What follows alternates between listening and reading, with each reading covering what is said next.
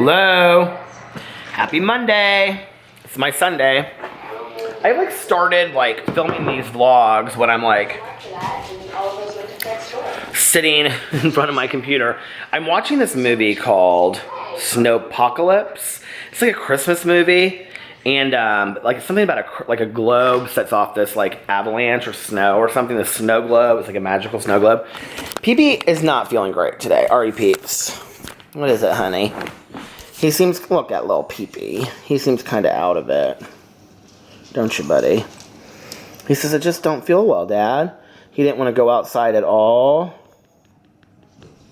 We've had dinner, and we've had treats, and we've had everything, and he just said, I just don't feel good today. He feels, look at him, he's kind of glassy-eyed, and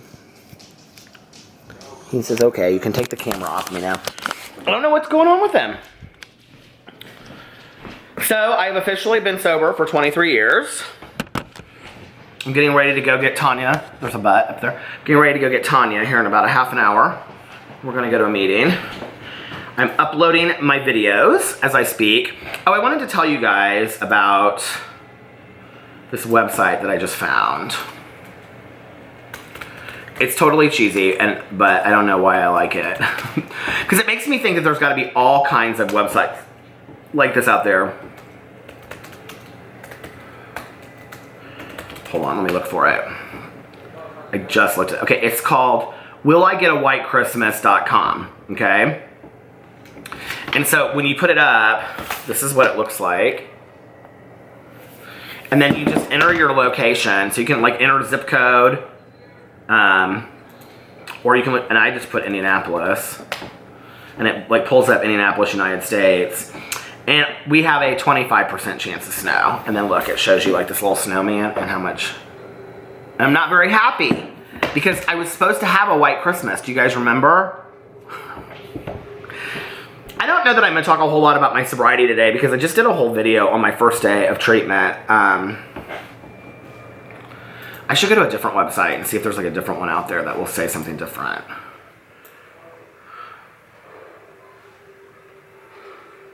White Christmas forecast 2017. Who will get one? Let's see.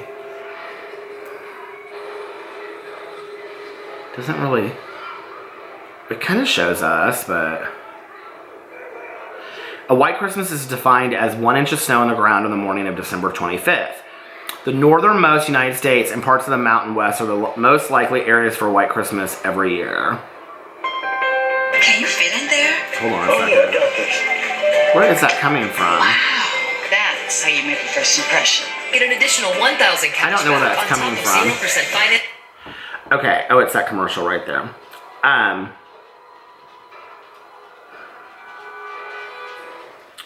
So, white Christmas forecast, possible or likely, is like just above us by like 3 cities, like a half an hour. Possible. Likely is probably 2 hours north of us. Come on. All I want for Christmas is a white Christmas. White Christmas in the Midwest, Indianapolis. Average percent chance, 30. We have less than what the average is. White Christmas in the Plains. Duluth, Minnesota, 97%. I'm moving to Duluth. White Christmas in the West. Fairbanks, Alaska, 100%. Duh. Anchorage, Alaska, 93. Duh. Tahoe City, California, 86. Duh. Amarillo, Texas has just as much percentage as us of getting snow for Christmas. We used to like when I was growing up as a kid, we used to always have white Christmases. Like, what has happened to the world? Okay, hold on. I gotta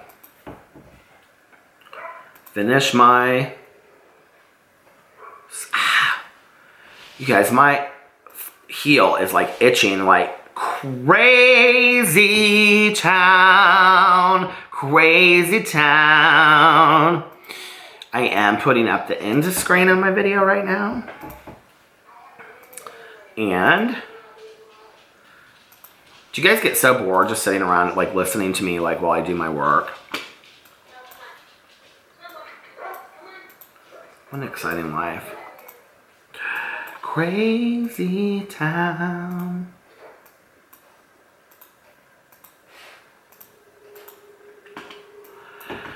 Okay. Is this the right video? And welcome to Peterisms. It's the right video. And it is published. Boom, baby, boom. Boom, baby, boom, baby, boom. Oh, I'm such a weirdo, and I love being a weirdo. And I love this Peterisms channel. I'm having so much fun with it. It's really nice to go back just like on my life and tell like stories and stuff. It's really cool. It's really fun. Boom, baby, boom, boom, da da da da. I have to literally request a manual review on every video that I do because they get demonetized.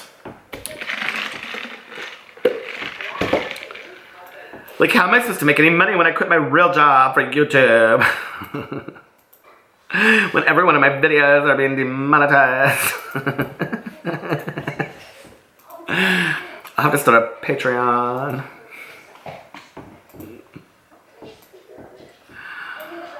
I don't know what to call this video.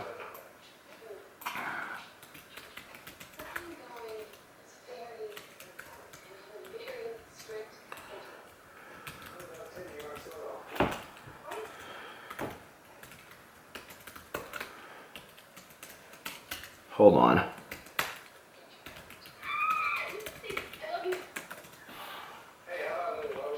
It's gonna take me 40 minutes to put up this video. I need to watch this video back before I post it.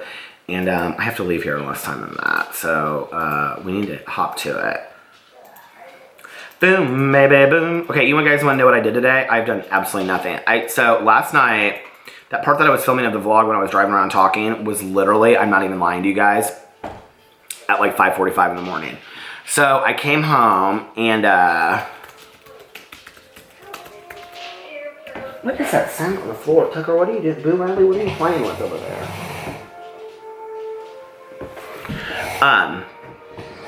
And so I came home and took the dogs out, and then I couldn't fall asleep right away. Took my contacts out. Oh, Pee-Pee and I laid in bed and we watched Ziggy's Gift, which is one of my Christmas favorites. Here, I have to check it off on my Christmas list of Christmas shows that I'm watching. Let's see. Ziggy's Christmas. Check that off. I've watched Christmas Carol, Old, Charlie Brown, Season of Miracles, Polar Express. I feel like I've watched more than this. Rudolph I started watching last night. Olive, Prancer, Wall Street, White Christmas, My Magic Christmas, Home. Oh, Home Alone I watched the other day.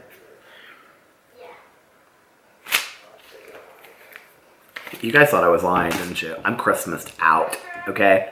I'm Christmased out! So anyway, what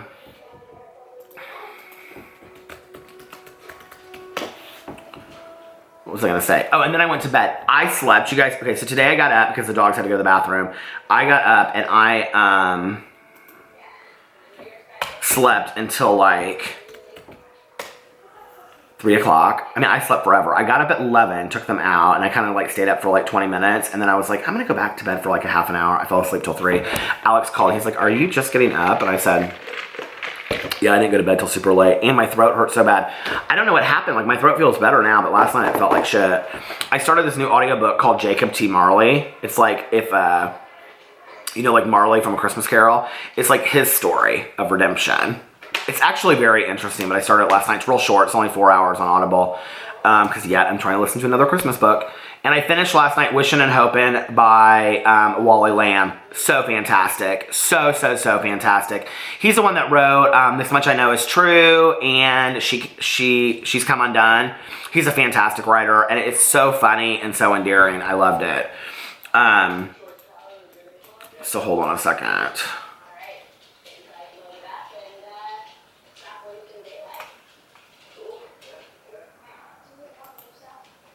I'm trying to find these. I should probably just turn this off while I'm doing this part, and I'll talk to you guys in a little bit. Bye. Hello. I was laying in bed talking to Alex in my hair as he was falling asleep. He was like, babe, I have to go to bed. It's like 1:45. He was like, I have to go to bed. I have to be up at 9:30. So he got home tonight. So I had a good night. I went to go pick up Tanya for my meeting tonight for my birthday, and she had like 2 of my favorite people there. And so we all rode to the meeting together. Tanya had called like all these people that I love and was like, asked them to show up to the meeting tonight. It just was, she's so amazing. And she got cupcakes for the birthday meeting, and my sponsor said some very special things. And then afterwards, Tanya and I and 2 of the other people, we went out to eat breakfast at IHOP. I hadn't actually eaten anything today, so that was nice. And I had a garden omelet and hash browns. So that was my dinner / breakfast. And then she made me this really special plaque that says best friends on it, and it has our picture. She's so sweet. Like, she really, like, I don't know, she took into consideration all those things. It's just, you know, I say this a lot, but it's like, a lot of things were promised to me when I got sober, but finding a best friend that I would have for 21 years was not one of the things that I ever thought that I would get as a result of staying sober. And, you know what I mean? She's my sister in sobriety, and had I never gotten sober, I would never have met Tanya. I just wouldn't have, you know? And, cause the way I met Tanya is that on my for my 1-year birthday. Okay, so I have 23 years. She'll have 22 years in February. So it would have been on my 2-year birthday, because she would have had a year. Yeah. It was about at 2.5 years. For my 2-year birthday, my dad bought me a dog, a sobriety dog, because I really wanted a dog. I felt like I was sober long enough that I could take care of an animal. And so anyway, he got me this dog, and I was going on vacation with my dad and my stepmom. And so I went to go board my dog. And Tanya, that would have been about, I would have been sober about, probably coming up on 3 years, actually. And Tanya would have been at about 1.5 years. No, maybe less than that, because we've known each other for just short of 21 years. So anyway, and I sat there and I looked at her when I went in. I've told this story before, but like, so that's how I met her, was actually from boarding my sobriety dog. And I looked at her and I was like, I know you from somewhere. Well, she had sponsored several of the girls that I had as patients when I worked in treatment.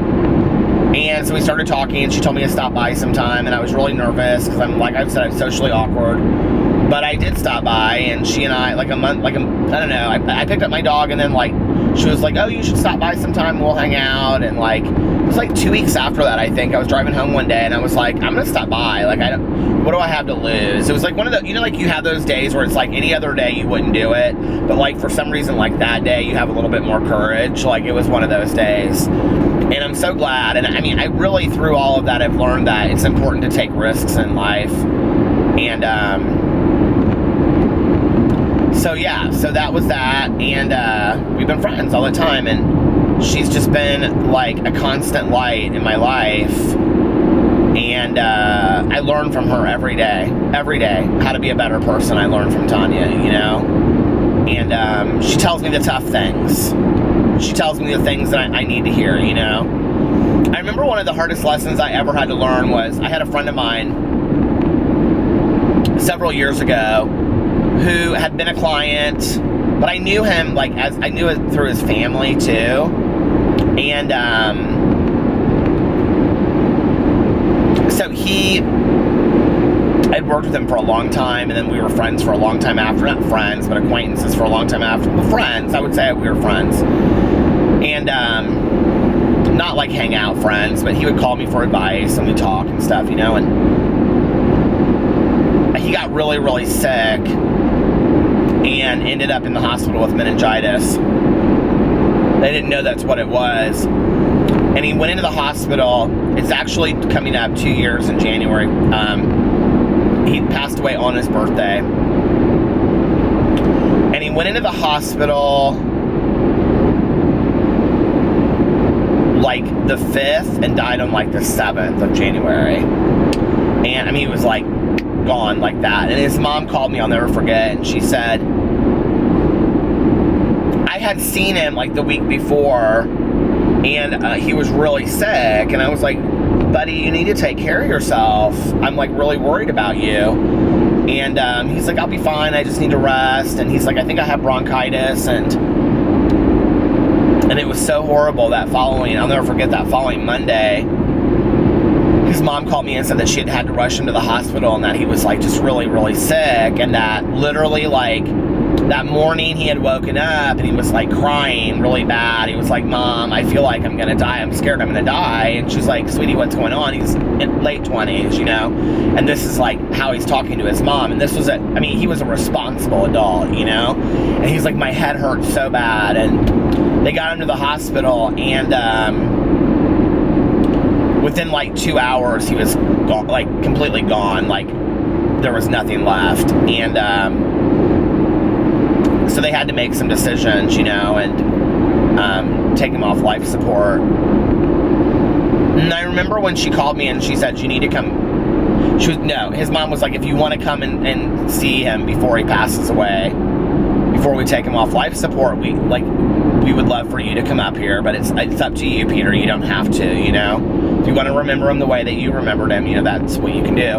His mother was so strong. I feel like I have dealt with so many strong-ass mothers in my life that I'm just so in awe of that, you know.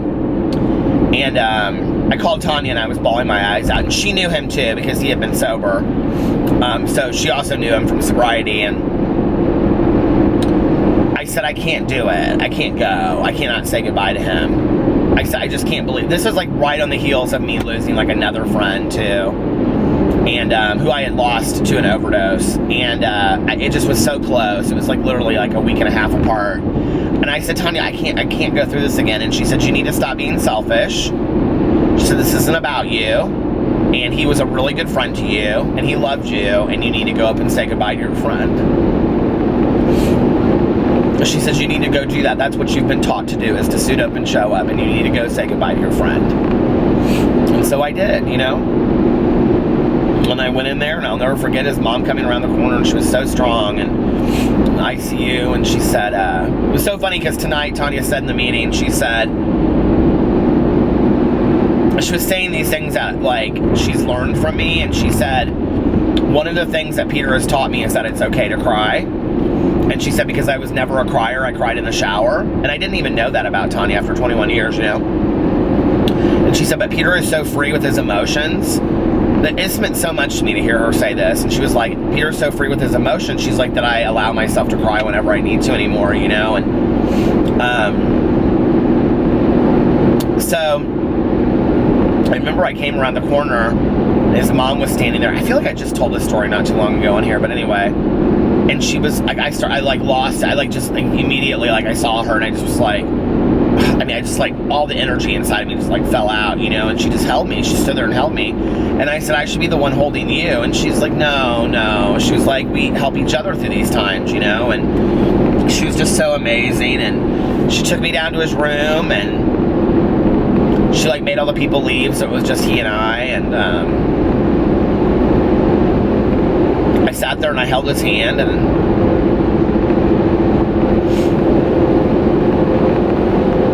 he was such a wonderful person, you know. He was just such a good person, and really one of the most innocent souls I've ever met. And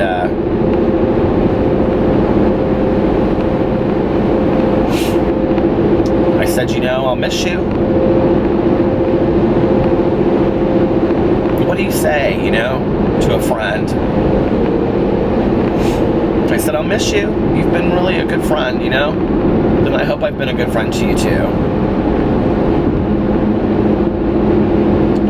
It was really weird. His parents are, like, devout Catholics, and he was a complete atheist. And I remember I had a conversation with him one time about, you know, like, what he would want if he died. I asked that question of people a lot, you know, in my life, because think we don't ask, and then we wonder once they're gone what they want, you know? And he said, you let my parents do whatever they want. I said, you don't care about last rites and all that kind of stuff? He's like, let my parents do whatever makes them happy. He was like, it won't affect me negatively. And, you know, if there's something out there, it'll only help me. And, I had a dream, like a week after he passed away. I told his mom this. I called her and I told her. And, he was like, there was like this room, and on one side of the room, it was all like separated by this huge glass, right? And on one side of the room was like just all of these like this gardens, and it was all outside and it was beautiful. And like on the other side of the room, he was like in this bedroom. It was like a really upscale condo. I don't even know how to explain it, but there's like this thick panel glass between the two like worlds. Like one whole wall was a window, and he was looking into that. And I was sitting on the edge of the bed talking to him. And I had said to him, like when I was sitting there, I was like, you know, because I very much believe in an afterlife, and he knew that. And I said, my mom, she's over there. You'll get to meet my mom, you know, and because he had never met my mom. And we say crazy things in those moments, I think. But anyway, I could see her. Like, I could see my mom with all of these people over in these gardens. And he looked at me and he goes, you were right. And I was like, what do you mean I was right? He was like, you were right. Like, they're preparing me to go over there. And I was like, preparing you? And there was like all these like women like washing his skin and stuff. And it reminded me of like the movie The Giver. Like how Meryl Streep looks. Like these women look like that in the dream. And he said, they're preparing me to go over there, you know?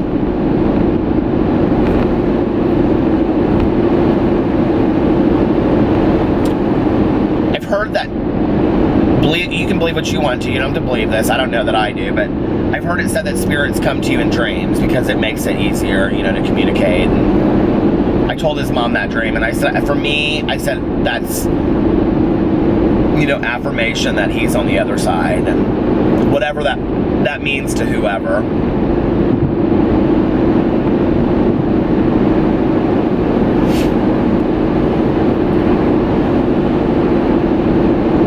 I'll never forget that day, and Tanya just very, very sweet, you know, very sweetly, but very direct. No, you're gonna go. You're gonna suit up and show up because that's what you've been taught to do, and he loved you, and he was your friend.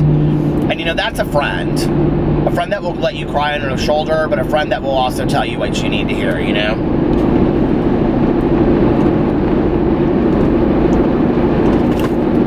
And I feel like I've been really blessed to have a lot of those kinds of friends in my life.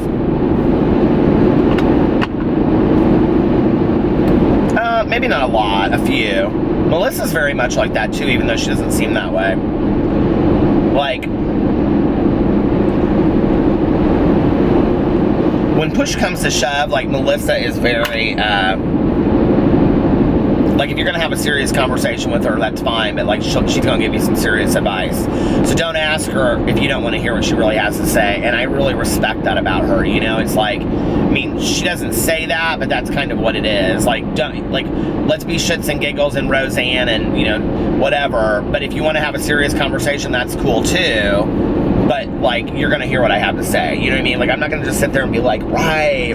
Like, yeah, I totally get what you... I don't have any time for that. Like, I want to have, like, deep conversations with people. I want to have meaningful relationships with people, you know?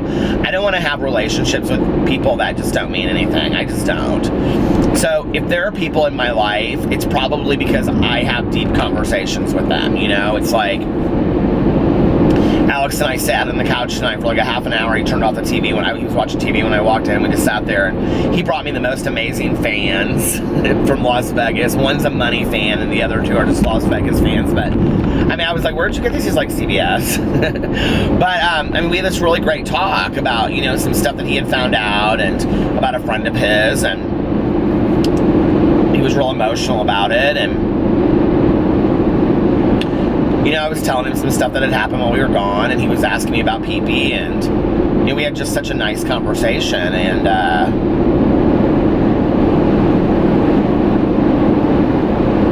like that. I like conversation, you know, I like meaningful conversation.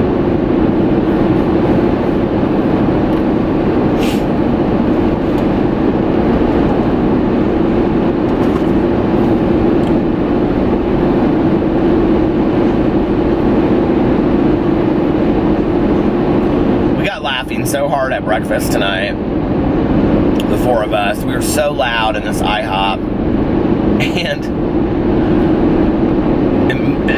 it reminded me of my first day sober, you know, where like after every meeting I would go out to eat. I don't do that very much anymore, you know, but we used to always go to the Perkins that I drove through, or, you know, Denny's, or some cheeseburger joint, Peppy Grill in Fountain Square. I mean, we used to go out to eat always after a meeting, you know. There'd be 12 of us, 15 of us, you know. So much fun. And, or we go to somebody's house and, like, I mean, you know, and I'm talking an age group of, I was always the youngest, so 22 to like 65-year-olds, and it would be a Thursday night, and we'd order, you know, 4 pizzas and 2 liters of Coke, and we would sit around and play charades until 2 o'clock in the morning. Like, I miss that shit. Like, those were good days. Like, that was fun, you know? Like, when you are so honestly laughing, genuinely laughing, honestly, genuinely laughing, on no drugs or alcohol whatsoever, when you have used for so long that you really can't laugh without something else, like, you know, smoking weed and everything's funny, and then all of a sudden you're laughing over a game of charades, like, you have these moments where it's just like, just clips of, you know, like, you just like, life is so good, you know, like, life in that clarity is so amazing, you know, it just really is. And such a fun life. I was like looking around the room tonight, and I was like, of all these people that I know so dearly, you know, and I was like, I know some really cool ass people, and the only thing that we have in common is that we're all sober, you know, like, really. I mean, like,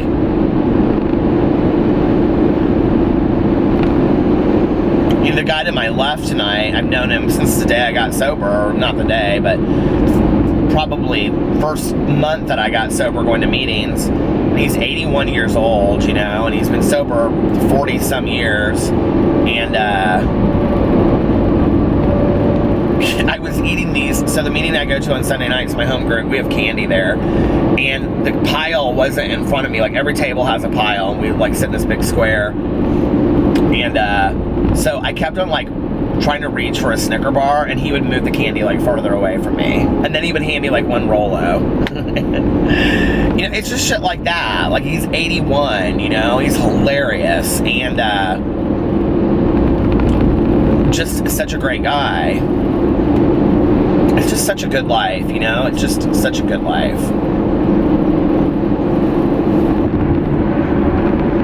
My hair, it just looks stupid tonight. I'm getting it cut on Friday. I can't wait. I missed my last hair appointment, so it will have been 8 weeks since I got my hair cut. My hair looks like shit. That's my wisdom for the evening. Don't miss your hair appointment, because your hair will look like shit. And I'm almost at 20 minutes, and my camera is yellow from the heat. It is so hot up here. So I'm going to turn it off, and I'm going to say goodbye and do a little shorter vlog tonight, and I will be back tomorrow. We're getting down to Christmas. It's getting on the wire, isn't it? Does anybody know what day of the week, like what day of 12 days of Christmas it is? I should look that up and see. All right, I love you guys. I'll see you tomorrow. Bye.